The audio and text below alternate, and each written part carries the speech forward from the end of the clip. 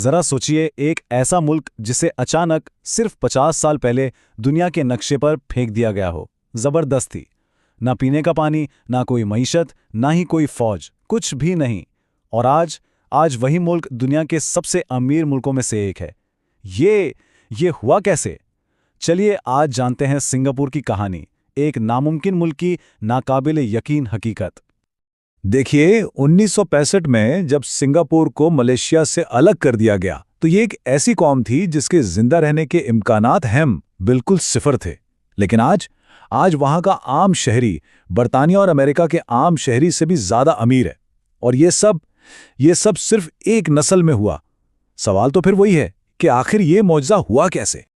तो इस सवाल का जवाब जानने के लिए, इस नाकाबिले यकीन तब्दीली को समझने के लिए हमें वक्त में थोड़ा सा पीछे जाना होगा। ये देखना होगा कि सिंगापुर इस बुरी हालत तक पहुंचा कैसे था। इसकी कहानी शुरू होती है एक छोटी सी लेकिन इंतहाई अहम बंदरगाह से। साल था 1819। एक अंग्रेज, स्टैमफोर्ड रैफल्स, उसने इस दलदली जजीरे की स्ट्रेटेजिक अहमियत को पहचान लिया। देखिए, ये चीन और भारत के तिजारती रास्ते पर बिल्कुल एक परफेक्ट स्टॉप था। बरतानवी राज में ये एक बहुत अहम तिजारती मरकज बन गया। लेकिन फिर आई दूसरी जंग अजीम और इसने सब कुछ बदल दिया।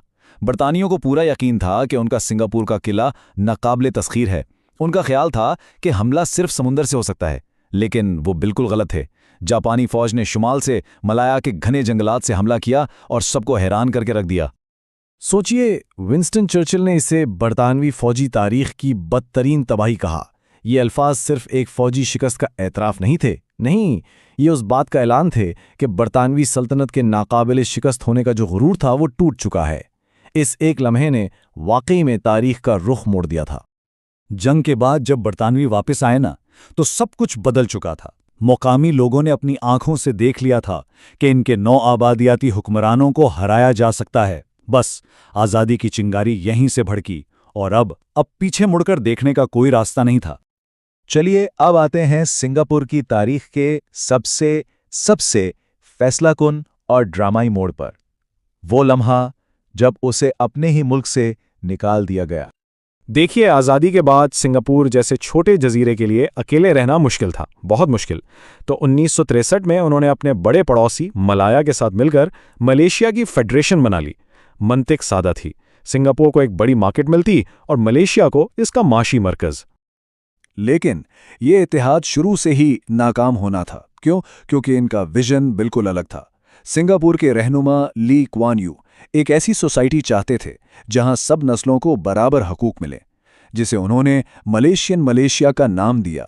दूसरी तरफ मलेशियन हुकूमत नस्ली माले आबादी को खास तरजीह देना चाहती थी। ये तसादुम इतना बड़ा कि जल्द ही पुरतशद्दद नस्ली फसादात में बदल गया।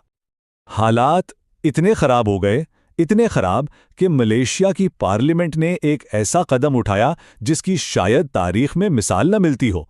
उन्होंने सिंगापुर को फेडरेशन से निकाल बाहर कर दिया। याद रखें, सिंगापुर ने आज़ादी मांगी नहीं थी, आज़ादी उस पर थोप दी गई थी। और जिस दिन आज़ादी का ऐलान हुआ, सिंगापुर के बानी ली क्वान यू कौमी टेलीविजन पर रो पड़े, लाइव टीवी पर। और ये खुशी के आंसू नहीं थे, बिल्कुल नहीं। ये उस खौफ और मायूसी के आंसू थे कि उनका मुल्क, उनका ख्वाब शायद अब जिंदा नहीं रह पाएगा। और उनका खौफ बिल्कुल जायज था। जरा सोचिए तो, उनके पास था क्या? कोई कुदरती वसाइल नहीं, पीने का साफ पानी तक नहीं, वो भी मलेशिया से आता था। आबादी बेरोजगार थी और नस्ली तौर पर बुरी तरह बटी हुई थी। और इस छोटे से जजीरे की हिफाजत के लिए कोई फौज भी नहीं थी। बका वाकई नामुमकिन नजर आ रही थी। लेकिन यहीं से तारीख की सबसे बड़ी वापसी की कहानियों में से एक शुरू होती है। ली क्वान यू और उनकी टीम ने मायूस होने के बजाय हर एक मसले से एक साथ निमटने के लिए एक मास्टर प्लान बनाया। सबसे पहला और सबसे फौरी खतरा पानी। सिंगापुर की जिंदगी की डोर लफ्जी तौर पर मलेशिया के हाथ में थी।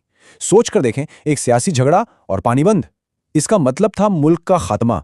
ये एक वजूदी खतरा था जिसका हल फौरन चाहिए था। तो उनका हल दो हिस्सों में था और दोनों ही कमाल के थे। पहला, बारिश के हर कतरे को बचाओ। इसके लिए पूरे जजीरे को एक बहुत बड़ा वाटर कैचमेंट एरिया बना दिया गया, और दूसरा टेक्नोलॉजी पर एक बहुत बड़ा जुआ खेलना, यानी समुद्री पानी को साफ करने के प्लांट्स लगाना, जो उस वक्त एक इंतहाई महंगी और नई टेक्नोलॉजी थी। अब आते हैं दूसरे मसले पर। कोई मईशत ही नहीं थी।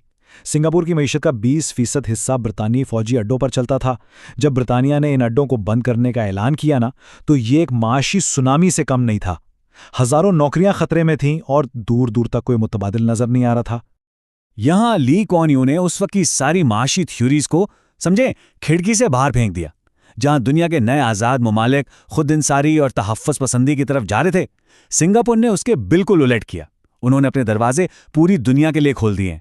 फैसला ये हुआ कि सिंगापुर मशरिक और मगरिब के दरमियान तिजारत का पुल बनेगा, एक ऐसी जगह जहां करप्शन सिफर हो, टैक्स कम हो और कारोबार करना दुनिया में सबसे आसान हो। तीसरा मसला, जो शायद सबसे अहम था, कच्ची आबादियां। 1960 की दहाई में सिंगापुर की अक्सर आबादी कच्ची आबादियों में रहती थी, और ये जगहें सिर्फ गरीब नहीं थीं, ये बीमारी, जरायम और नस्ली तनाव का मरकज थीं। एक ऐसी चिंगारी जो किसी भी वक्त मुल्क को खानाजंगी की आग में झोंक सकती थी। तो हुकूमत ने तारीख के सबसे बड़े हाउसिंग प्रोग्रामों में से एक शुरू किया, लेकिन असली जहानत ये नहीं थी। असली जहानत ये थी कि उन्होंने सिर्फ मकान नहीं बनाए, उन्होंने एक जबरी बचत स्कीम बनाई जिसे CPF कहते हैं। इससे आम शहरी इन फ्लैट्स को खरीद सकते थे, और इसका नतीजा, लोगों को न सिर्फ सर पर छत मिली, बल्कि मुल्क की तरक्की में उनका ज़ाती हिस्सा बन गया। एक सादा सी बात है, जब आपके पास खोने के लिए कुछ होता है तो आप उसकी हिफाजत करते हैं। ये सिर्फ एक कौल नहीं, ये सिंगापुर की पूरी नस्ल का नसबुल ऐन बन गया। ली कुआन यू ने अपने लोगों को यकीन दिलाया कि अगर इरादा पक्का हो तो नामुमकिन को भी मुमकिन बनाया जा सकता है। उनका कहना था, ये कहना छोड़ दो कि चीज़ें नामुमकिन हैं। हर चीज़ नामुमकिन होती है जब तक कोई इसे कर ना दे। चौथा मसला, जब आपके पास तेल ना हो, गैस ना हो, कोई कुदरती वसीला ना हो, तो आपका वाहिद वसीला क्या होता है? आपके लोग। लेकिन एक गैर तालीम याफ्ता और गैर हुनरमंद आबादी वसीला नहीं, बोझ होती है। सिंगापुर को जिंदा रहने के लिए अपने लोगों को दुनिया की बेहतरीन अफरादी कुव्वत में बदलना था, इसके सिवा कोई चारा नहीं था। तो हल क्या था? हर बच्चे के लिए मयारी तालीम। सादा। इसके लिए एक मुतनाज़िया लेकिन दूरअंदेश फैसला किया गया, अंग्रेज़ी को तालीम और कारोबार की ज़बान बना दिया गया। इससे ना सिर्फ अलग अलग नस्लों को एक मुश्तरका ज़बान मिली, बल्कि इसने सिंगापुर के नौजवानों को सीधा आलमी माइशत से जोड़ दिया। हाँ, इसके साथ साथ अपनी मादरी ज़बानें सीखने की भी हौसला अफजाई की गई। और आखिर में पांचवां और शायद सबसे बड़ा मसला, दिफा। एक छोटा सा अमीर जजीरा दो बड़े और मुमकिना तौर पर मुखालिफ पड़ोसियों के बीच फंसा हुआ था, और हिफाजत के लिए अपनी कोई फौजी नहीं थी। यह तो किसी भी हमलावर के लिए समझे एक आसान शिकार था। यहां भी ली का हल शानदार था। मकसद जंग जीतना नहीं था, मकसद जंग को शुरू होने से रोकना था। इसके लिए उन्होंने जहरीली झींगा की हिकमत अमली अपनाई।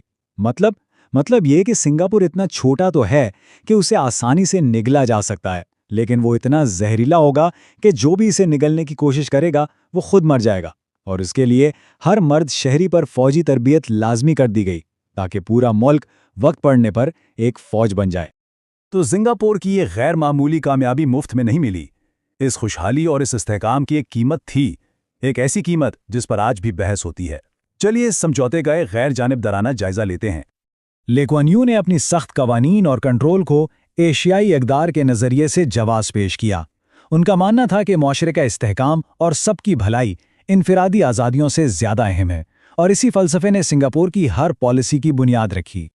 तो सिंगापुर के शहरियों को एक सौदा पेश किया गया कि कुछ इनफरादी आज़ादियां छोड़ दो और बदले में हिफाजत, सफाई, माशी तरक्की और इस्तेहकाम हासिल करो। च्युइंगम पर पाबंदी से लेकर मीडिया पर सख्त कंट्रोल तक, हर कानून के पीछे यही मंतिक थी। मगरिब ने इसे आमरियत कहा, लेकिन सिंगापुर की हुकूमत ने हमेशा अपने नताइज से जवाब दिया। तो 50 साल की इस मेहनत और इन कुर्बानियों का आखिर नतीजा क्या निकला, और क्या ये मॉडल मुस्तकबिल में भी इतना ही कामयाब रहेगा? नतीजा तो पूरी दुनिया के सामने है।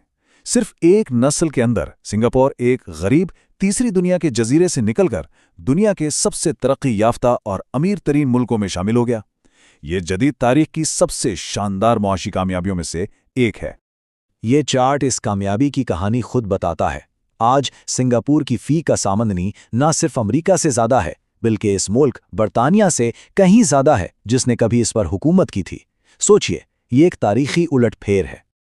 लेकिन कहानी यहाँ खत्म नहीं होती। आज सिंगापुर को नए दौर के चैलेंजेस का सामना है। आबादी तेजी से बूढ़ी हो रही है, जायदाद की कीमतें आसमान से बातें कर रही हैं, और इंटरनेट के इस दौर में पहले जैसा सामाजिक कंट्रोल बरकरार रखना अब नामुमकिन होता जा रहा है। देखिए, सिंगापुर की कहानी हमें ये तो सिखाती है कि क़यादत, विजन और पक्के इरादे से नामुमकिन को भी मुमकिन बनाया जा सकता है। लेकिन ये अपने पीछे एक बहुत बड़ा सवाल भी छोड़ जाती है। क्या एक ऐसा निज़ाम जो एक शख्स की जहानत और बका की जंग के लिए बनाया गया था, वो एक नई बदलती हुई दुनिया में उस शख्स के बगैर भी उतना ही कामयाब रह सकता है? इसका जवाब शायद आने वाला वक्त ही देगा।